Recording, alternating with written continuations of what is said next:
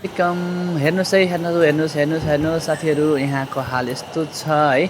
र यहाँ धेरैभन्दा धेरै मात्रामा भइरहेको छ, पानी परिरहेको छ। र म गइरहेको छु यहाँ एउटा चिया सपमा, जहाँ भज्जी बन्डा लिनको लाइनमा लागिरहनु भएको छ सबै, र म पनि लाइनमा लागिरहेको छु।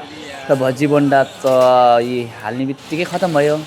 र यो हो यहाँको सप, यहाँ एकदम फेमस हो, यहाँ एकदम चल्छ यो सप। र यहाँ काफी मान्छेको आवाजाही पनि हुन्छ, किनकि चल्ने भएर होला।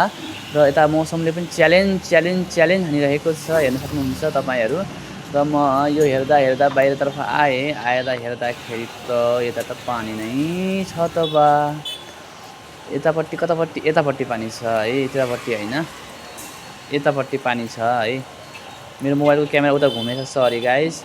र यो अझै पनि लाइनमा यत्तिकै छ, भएन नि, कुकुर पनि लाइन लगाएको, त्यसलाई लाइनमा लगाएर आएको।